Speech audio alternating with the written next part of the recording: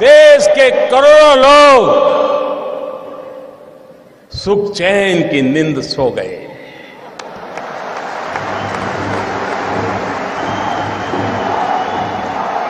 और देश के लाखों लोग नींद के लिए गोलियां खरीदने जा रहे हैं, गोलियां नहीं मिल रही है।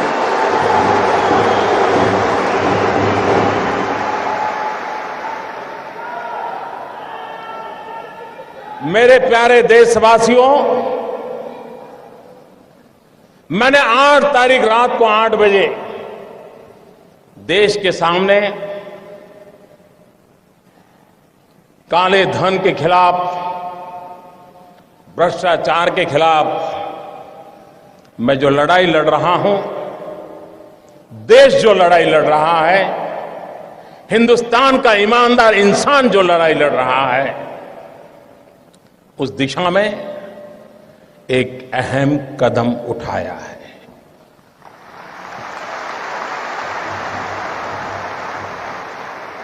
लेकिन कुछ लोग हैं जो अपने ही ख्यालों में खोए रहते हैं। वे अपनी नाप पट्टी लेकर के ही किसी को नापते रहते हैं और उसमें फिट नहीं होता है तो देखते हैं यार कुछ गड़बड़ है। अगर इस देश के अर्थशास्त्रियों ने, इस देश के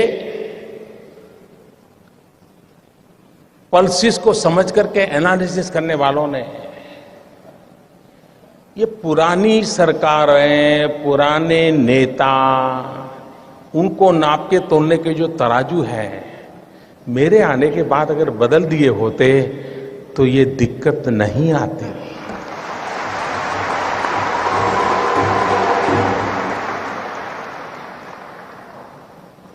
उनको समझ आना चाहिए था कि ऐसी सरकार देश ने चुनी है जिसके पास से देश की अपेक्षा है।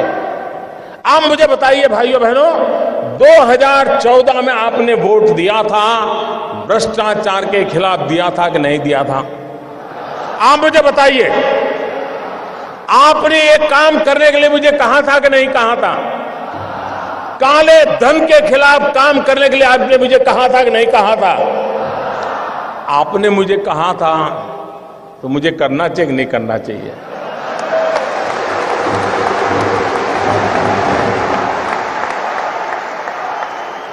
आप मुझे बताइए, आपने जब मुझे ये करने के लिए कहा था तो आपको भी पता था ना भाई ये काम करूंगा तो थोड़ी तकलीफ होगी, पता था कि नहीं था?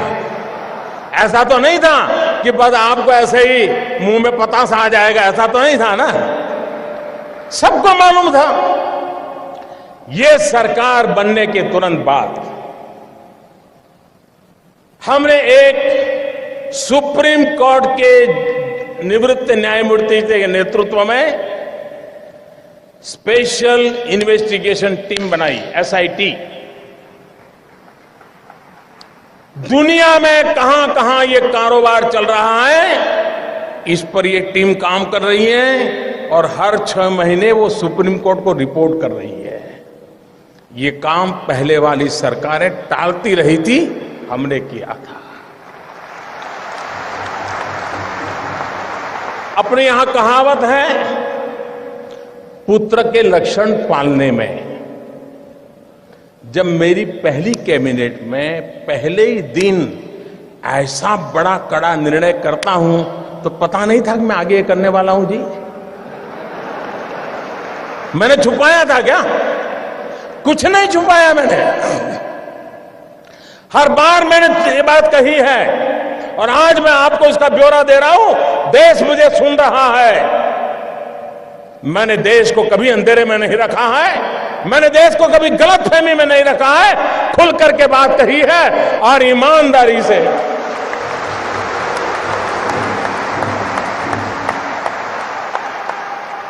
भाइयों बहनों, दूसरा जरूरी काम था, दुनिया के देशों के साथ पिछले 50-60 साल में ऐसे एग्रीमेंट हुए थे कि जिसके कारण हम ऐसे बंद गए थे कि हम कोई जानकारियां ही नहीं पा रहे थे। हमारे लिए बहुत जरूरी था कि दुनिया के देशों से पुराने जो एग्रीमेंट है उसमें बदलाव करें, कुछ देशों के साथ नया एग्रीमेंट करें। अमेरिका जैसे देशों को मैं समझाने में सफल हुआ कि आप हमारे साथ एग्रीमेंट कीजिए और आपकी बैंकों में किसी हिंदुस्तानी का पैसा है, आता है या जाता है, हमें तुरंत पता चलना चाहिए। यह काम मैंने दुनिया के कई देशों के साथ किया है, कुछ देशों के साथ अभी भी चल रहा है, लेकिन विश्व में कहीं पर भी भारत की चोरी लूट का पैसा गया है तो उसकी तुरंत जानकारी मिले, इसका प्रबंध पुरजोश तरीके से हमने किया है। हम जानते हैं, आपको भी पता है कि दिल्ली के किसी बाबू का ये गोवा में फ्लैट बना हुआ है ना। मैं गोवा के बिल्डरों से मेरी शिकायत नहीं है, उनका तो काम है मकान बेचना, लेकिन गोवा में जिसकी 7 पीढ़ी में कोई गोवा रहता नहीं है, वो पैदा हुआ कहीं और, काम कर रहा है दिल्ली में, बड़ा बाबू है, फ्लैट खरीदा गोवा में। किसके नाम? खुद के नाम खरीदते हैं क्या? औरों के नाम से खरीदते कि नहीं खरीदते लोग? हमने कानून बनाया, जो भी बेनामी संपत्ति होगी, दूसरे के नाम की संपत्ति होगी, हम कानूनन अब उस पर हमला बोलने वाले।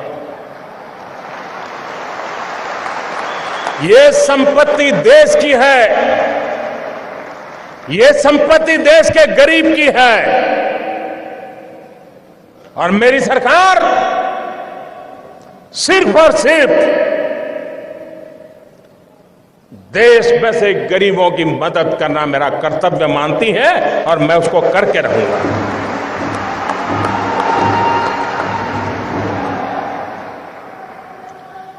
हमने देखा है, घर में शादी हो, ब्याह हो, कुछ काम हो, ज्वेलरी खरीदते हैं, बीवी का जन्मदिन हो, ज्वेलरी खरीदते हैं, कभी सोना खरीदते हैं, और ज्वेलर भी कोई बात नहीं, ले जाइए साहब, थैला भर करके ले आइए, ले जाइए, न बिल देना, न लेना, न कोई हिसाब रखना, कुछ नहीं साहब। चल रहा था कि नहीं चल रहा था? सब कैश चलता था कि नहीं चलता था? ये कोई गरीब लोग करते थे क्या? ये बंद होना चाहिए कि नहीं होना चाहिए?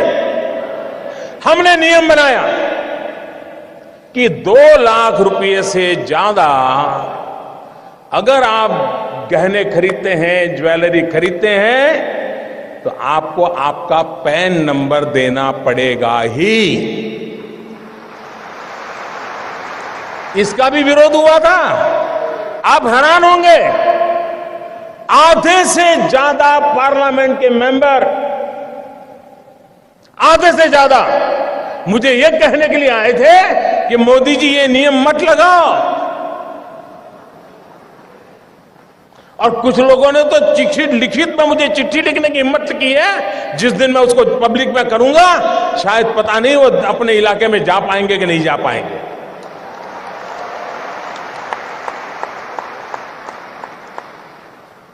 अगर आपके पास पैसे हैं, आप सोना जवेरात खरीदते हैं, हम इतना ही कहते हैं कि भाई आपका जो इनकम टैक्स का पैन नंबर है वो लिखवा दीजिए, पता तो चले कौन लेता है, पैसा कहां से आता है, कहां जाता है। भाइयों बहनों, ये 70 साल की बीमारी है और मुझे 17 महीने में मिटानी है।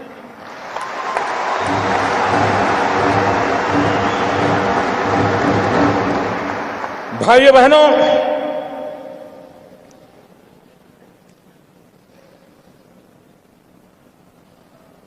हमने एक और काम किया, पहले की सरकारों ने भी किया था। ये जो ज्वेलर्स है, क्योंकि ज्यादातर हमारे यहां सोना वगैरह की बात करा, उन पर कोई एक्साइज ड्यूटी नहीं लगती थी। पहले सरकार ने लगाने की कोशिश की, बहुत कम लगाई थी, लेकिन सारे ज्वेलरों की संख्या बहुत कम है। एक गांव में एक आध दो ही होते हैं, बड़े शहर में 50-100 होते हैं, लेकिन उनकी ताकत बड़ी गजब है साहब। अच्छे अच्छे एमपी उनके जेब में होते हैं।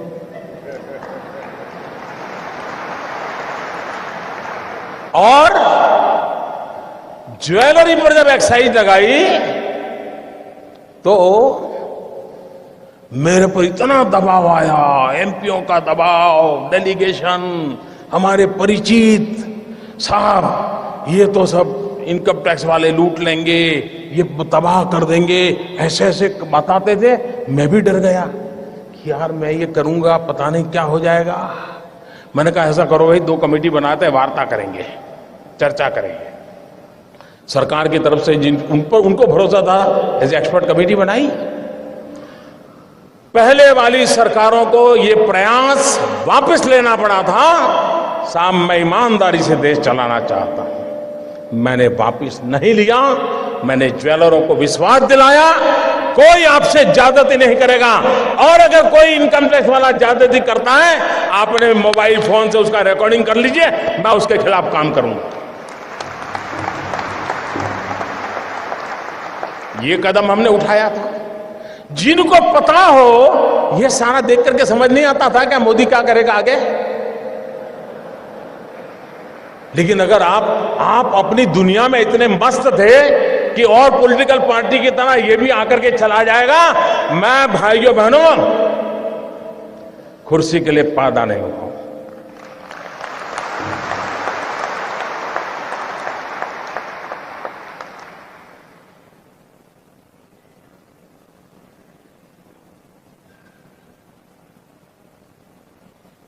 मेरे देशवासियों, मैंने घर, परिवार,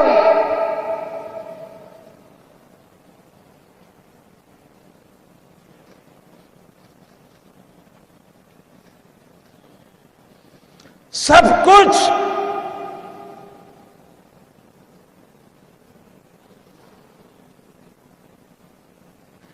देश के लिए छोड़ा है।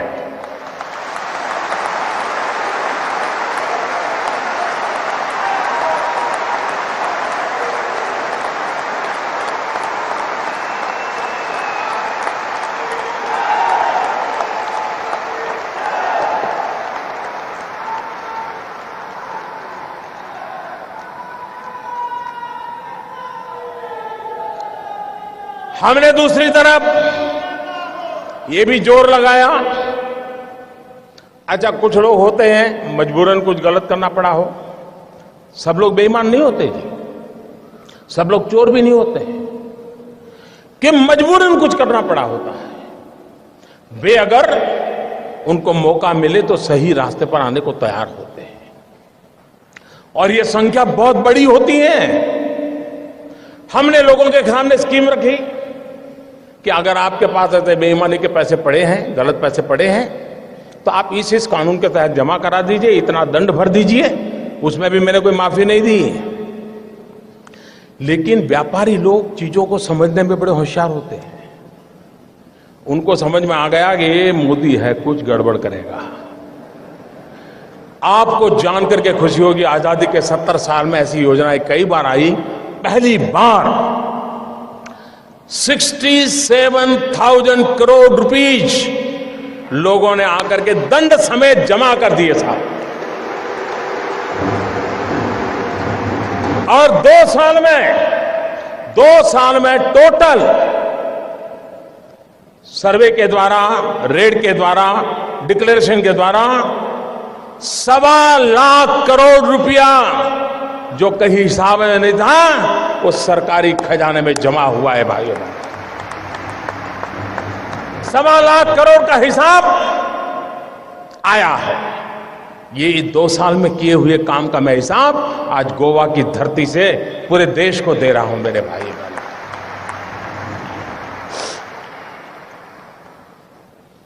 उसके बाद हमें मालूम था मुझे क्या करना है। हमने जनधन अकाउंट खोले। जब मैं ये स्कीम लेके आया था तो मेरी कैसी मजाक हुई थी, पार्लियामेंट में भाषण कैसे हुई थी आपको याद होगा। मुझे पता नहीं क्या क्या कहा जाता था। उनको लग रहा था कि मोदी के बाल नोच लेंगे तो मोदी डर जाएगा। अरे मोदी को जिंदा जला दोगे तो भी मोदी डरता नहीं।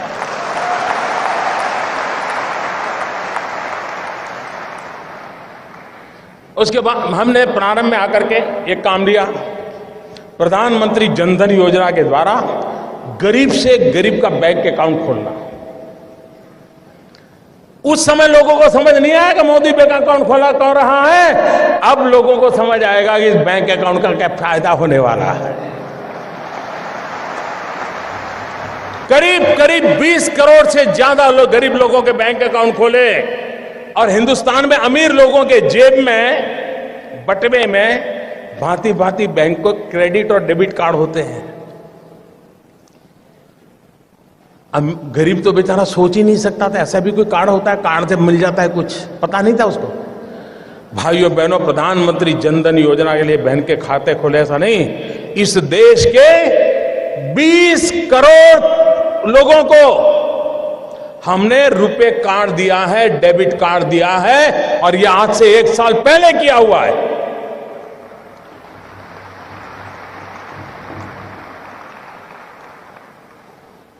उस डेबिट कार्ड से अगर उसके खाते में पैसे हैं, वो बाजार से कोई भी चीज खरीद सकता है, उसकी व्यवस्था उसमें उपलब्ध है भाई। लेकिन लोगों को लगा नहीं, जैसे हर पॉलिटिकल काम होता है वैसे ही पॉलिटिकल काम नहीं था। मैं धीरे धीरे धीरे देश की आर्थिक तबीयत सुधारने के लिए अलग अलग दवाइयां दे रहा था, धीरे धीरे डोज बढ़ा रहा था। मैं डोज धीरे धीरे बढ़ा रहा था। अब भाइयों बहनों, मेरे देश के गरीबों की अमीरी देखिए। मैंने तुमको कहा था कि 0 अमाउंट से आप खाता खोल सकते हैं। एक बार आपका बैंक में पैर आना चाहिए बस। ये आर्थिक व्यवस्था में कहीं आप भी होने चाहिए। लेकिन मेरे देश के गरीबों की अमीरी देखिए दोस्तों। ये आज जो अमीर लोग रात को सो नहीं पाते हैं ना, गरीबों की अमीरी देखिए दोस्तों। मैंने तो कहा था कि 0 रकम से आप बैंक अकाउंट खोल सकते हैं, लेकिन मेरे देश के गरीबों ने बैंकों में जनधन अकाउंट में 45,000 करोड़ रुपया जमा करवाया दोस्तों। 45,000 करोड़ रुपया। यह देश के सामान्य मानवी की ताकत को हम पहचाने। 20 करोड़ परिवारों को रुपए कार्ड दिया। फिर भी कुछ लोग मानते ही नहीं थे। उनको लगता था यार कोई राजनीतिक गोटी बिठा देंगे तो हो जाएगा मामला। हमने एक बहुत बड़ा सीक्रेट ऑपरेशन किया। मनोहर जी वाला तो मैं नहीं कर सकता हूं।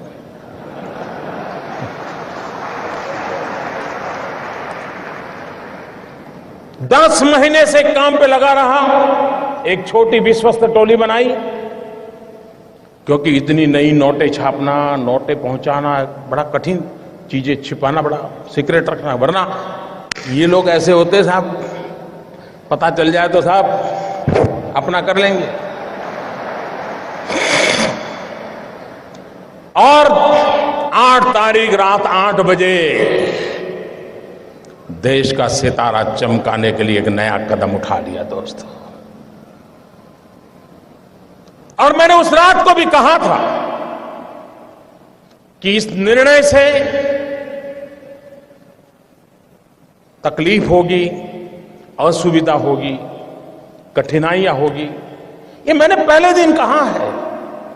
लेकिन भाइयों बहनों, मैं आज देश के उन करोड़ों लोगों के सामने सर झुकाता हूं कि सिनेमा के थिएटर पर लाइन लगाते हैं ना, वहां भी झगड़ा हो जाता है। मैं देख रहा हूं पिछले 4 दिन से हजारों लोग पैसों के लिए कतार खड़ा के लगे हैं, लेकिन हर एक के मुंह से एक ही आवाज आ रही है कि ठीक है, मुसीबत हो रही है, तकलीफ हो रही है, पैर दुख रहे हैं, लेकिन देश का भला हो। मैं आज सार्वजनिक रूप से बैंक के सभी कर्मचारियों का अभिनंदन करता हूं। एक साल में, मेरे शब्द लिखिए, एक साल में बैंक के मुलाजिम को जितना काम करना पड़ता है ना, उससे ज्यादा काम वो पिछले एक हफ्ते से कर रहा है जी, उससे ज्यादा काम कर रहा है। मुझे खुशी हुई, मैंने सोशल मीडिया में देखा, रिटायर्ड बैंक के कर्मचारी, किसी की उम्र 70 साल, किसी की 75 साल, वो बैंक में गए, उन्होंने कहा साहब रिटायर हो गए हैं, लेकिन इस पवित्र काम में हमें आता है, अगर आप हमें बिठा करके काम में लगाना चाहते हैं तो हम हमारी सेवा देने के लिए तैयार हैं। मैं उन रिटायर्ड बैंक के कर्मचारियों का भी आज अभिनंदन करना चाहता हूं, जिन्होंने अपनी सेवाएं देने के लिए अपनी पुरानी ब्रांच में जाकर के मदद करने के लिए गुहार लगाई है। मैं उनका अभिनंदन करता हूं। मैं उन नौजवानों का अभिनंदन करता हूं जो कतार के बाहर धूप में खड़े रह करके अपने खर्चे से लोगों को पानी पिला रहे हैं, सीनियर सिटीजन के बिठाने के लिए कुर्सियां लेकर के दौड़ रहे हैं। चारों तरफ देश की युवा पीढ़ी खास करके इस समय इस काम को सफल करने के लिए काम में लगी है। इस काम की सफलता का कारण 8 तारीख के 8 बजे मोदी का निर्णय नहीं है। इस काम की सफलता का कारण 125 करोड़ देशवासी, जिसमें कुछ लाख छोड़ दो, कुछ लाख छोड़ दो, ये जी जान से लगे हैं, इसलिए ये योजना सफल होना सुनिश्चित है। भाइयों बहनों, मैं दूसरी बात बताना चाहता, मुझे बताइए, हमारे देश में मतदाता सूची, वोटर्स लिस्ट, सभी पॉलिटिकल पार्टियां मतदाता सूची बनाने में काम करती है, नहीं करती है? सरकार की सभी लोग काम करते हैं कि नहीं करते? सारे टीचर्स करते हैं कि नहीं करते? उसके बावजूद भी जिस दिन पोलिंग होता है, शिकायत आती है कि नहीं आती है? मेरा नाम निकल गया, हमारी सोसाइटी का नाम निकल गया, मुझे वोट नहीं देने देते। मुसीबत आती है कि नहीं आती है? इतना सारा ओपन होने के बाद भी तकलीफ आती है कि नहीं आती है? भाइयों बहनों, हमारे देश में चुनाव होता है। चुनाव में तो क्या करना होता है? जाना, बटन दबाना, वापिस आना, इतना ही करना है ना। तो भी इस देश में करीब करीब 3 महीने 90 दिन तक चुनाव का काम चलता है, 90 दिन तक। और उसमें सारा पुलिस तंत्र, सीआरपीएफ, एसआरपी, बीएसएफ, गवर्नमेंट का हर मुलाजिम, पॉलिटिकल पार्टी के करोड़ों करोड़ों कार्यकर्ता, सब लोग 90 दिन तक दिन रात मेहनत करते हैं, तब जाकर के हमारे जितने बड़े देश का चुनाव संपन्न होता है। 90 दिन लग जाते हैं। भाइयों बहनों, मैंने सिर्फ देश से 50 दिन मांगे हैं, 50 दिन। 30 दिसंबर तक मुझे मौका दीजिए मेरे भाइयों बहनों।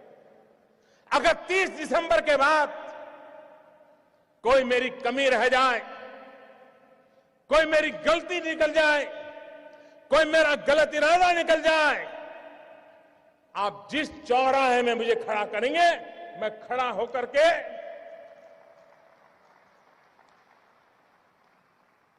देश जो सजा करेगा वो सजा भुगतने के लिए तैयार हूं।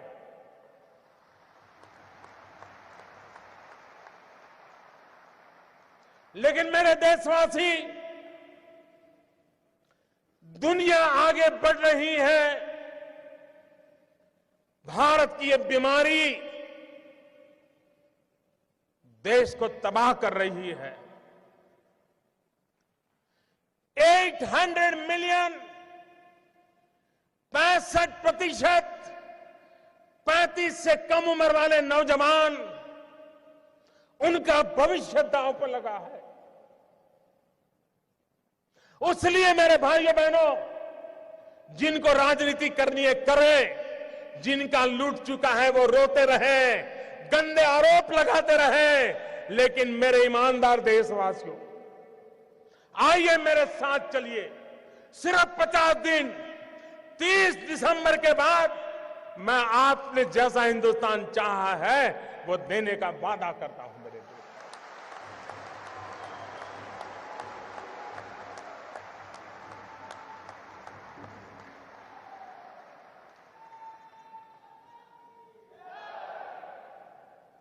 मेरे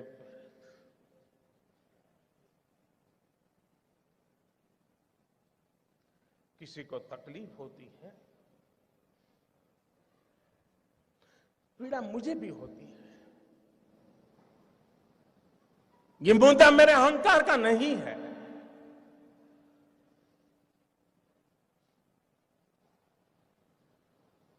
भाइयों बहनों,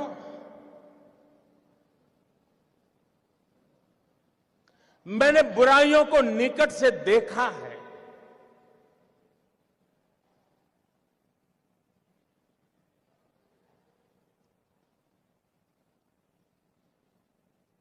देशवासियों की तकलीफ समझता हूं, उनकी मुसीबत समझता हूं, लेकिन ये कष्ट सिर्फ 50 दिन के लिए है। 50 दिन के बाद हम सफाई में सफल हो गए, और एक बार सफाई हो जाती है ना, तो छोटा मोटा मच्छर भी नहीं आता है मेरे प्यारे भाई, है ना, छोटा मोटा मच्छर भी नहीं।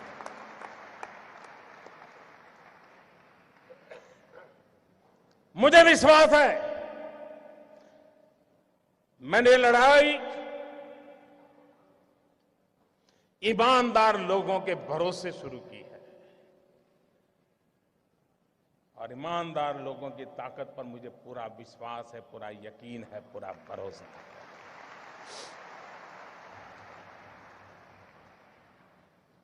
और आप कल्पना नहीं कर सकते कैसे कैसे लोगों का डूब रहा है। मां गंगा को भी आश्चर्य हो रहा है। कल जो चवन्नी नहीं डालते थे, आज वो नोटे बहाने आ रहे हैं। वो गरीब विधवा मां मोदी को आशीर्वाद देती है कि बेटा,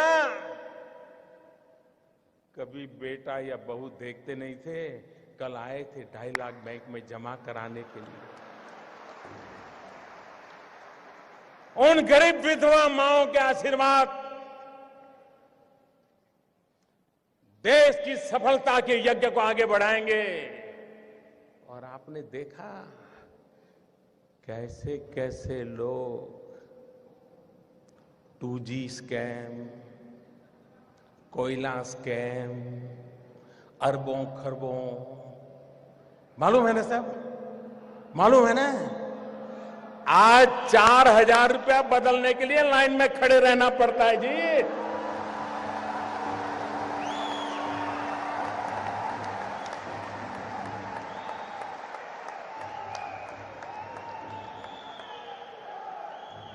अरे 125 करोड़ देशवासियों का प्यार न होता, विश्वास न होता, सरकारें तो आती और चली जाती। मेरे भाइयों बहनों, ये देश अजरा अमर है, ये देश का भविष्य उज्जवल है। इस उज्जवल भविष्य के लिए कष्ट झेलना, कुछ मैं कभी कभी हैरान हूं। अभी कल मुझे एक पत्रकार बंधु से बात हुई, मैंने, आप तो मुझे दिन रात कहते हो मोदी जी बस युद्ध हो जाए, युद्ध हो जाए। मैंने कहा फिर तकलीफ होगी तो क्या करोगे? बिजलियां बंद हो जाएगी, चीजें आना बंद हो जाएगी, रेलवे कैंसिल हो जाएगी, रेलवे में फौज के लोग जाएंगे, आप नहीं जा पाएंगे, तब क्या करोगे? अच्छा, बोले ऐसा होता है। कहना बड़ा सरल होता है भाई, उपदेश देना बड़ा सरल होता है। जब निर्णय करते हैं तब उसके साथ चलना सामान्य मानवी की कोई तकलीफ नहीं होती है।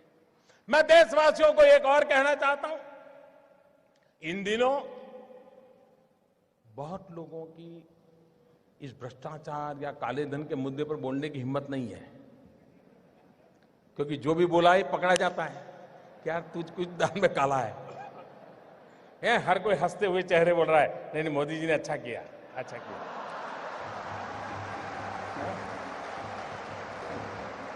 फिर किसी दोस्त को फोन करता है, यार कोई रास्ता है? फिर वो कहता है, यार मोदी जी है, सारे रास्ते बंद कर दिए।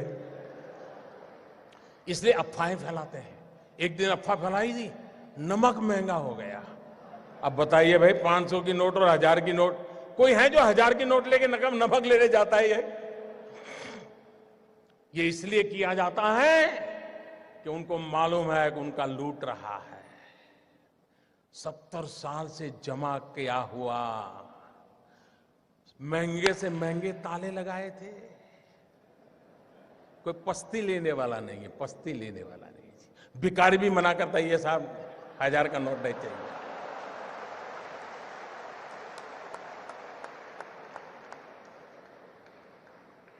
भाइयों बहनों, ईमानदार को कोई तकलीफ नहीं है। कुछ लोग अपनी नोट कहते हैं, मुझे सच मालूम नहीं, लेकिन चर्चा चल रही है, कहते 450 में बेच रहा है, कोई 500 की नोट, कोई 300 में दे रहा है। मैं देशवासियों कहता हूं, आपका 500 रुपये में से एक नया पैसा कर्म करने की ताकत किसी की नहीं है। आपका 500 रुपया मतलब 499 एंड 100 पैसा पक्का।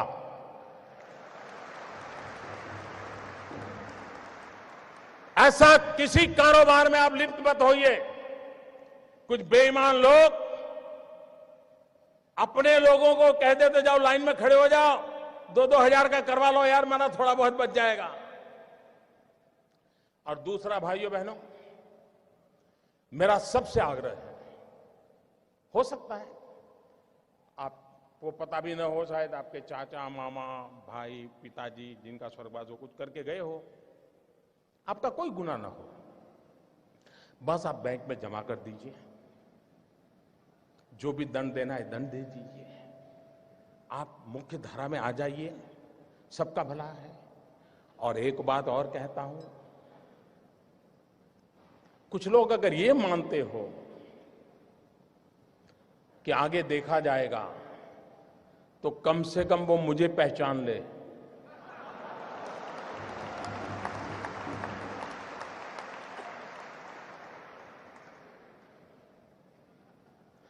देश आजाद हुआ तब से अब तक का आपका कच्चा चिट्ठा मैं खोल दूंगा। जिनके पास ये बेईमानी का है वो मान के चले कागज का टुकड़ा है, वो ज्यादा कोशिश ना करें, ज्यादा कोशिश ना करें, वरना सरकारी मैं इसके लिए अगर 1 लाख नए लड़कों को नौकरी देनी पड़ेगी दूंगा और कोई इसी काम में लगाऊंगा।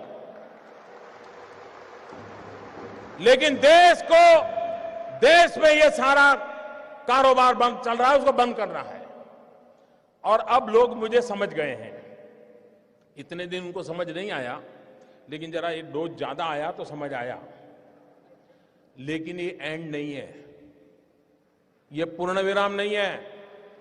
मैं आज खुल करके कहता हूं, ये पूर्ण विराम नहीं है। देश में भ्रष्टाचार, बेईमानी बंद करने के लिए मेरे दिमाग में और भी कई प्रोजेक्ट चल रहे हैं।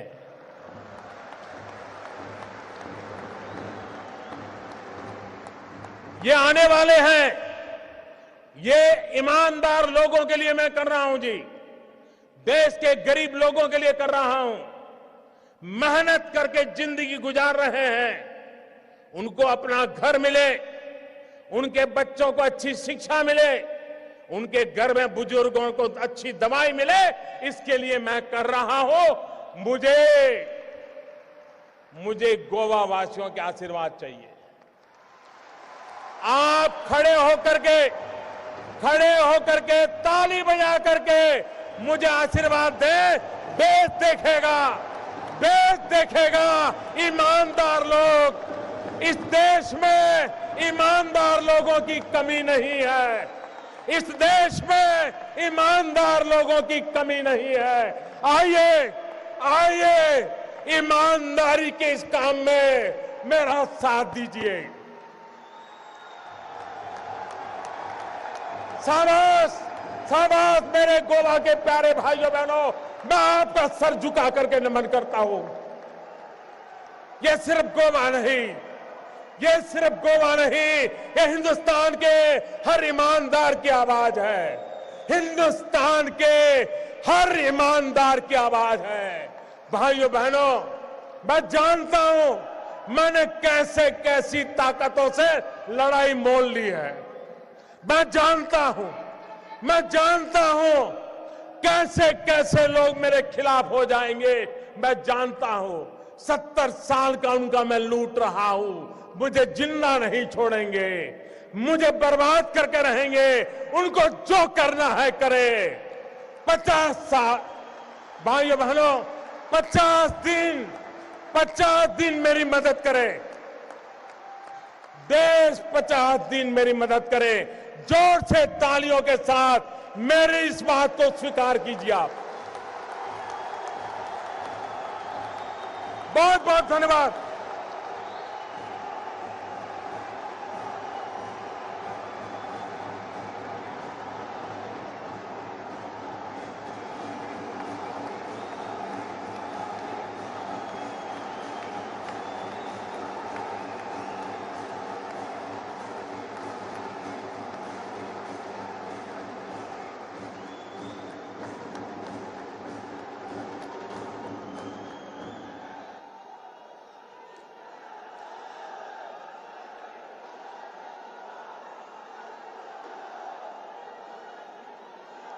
देश के उज्जवल भवितव्य के लिए कर्तव्यपूर्ण वचनों और कार्य के प्रति हम सधन्यवाद प्रकट करते हैं।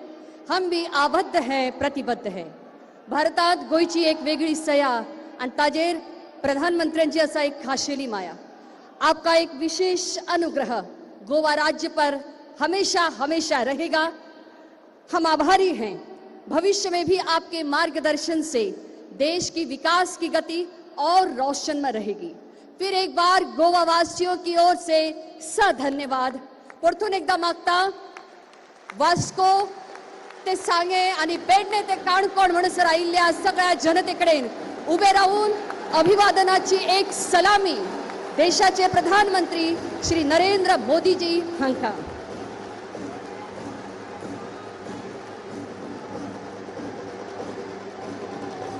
मंचाचेर उपस्थित आशिल्ले सगळ्या मानेस्तांक आम्ही दिनवासता गोयच्या सगळ्या वाठारांतल्यान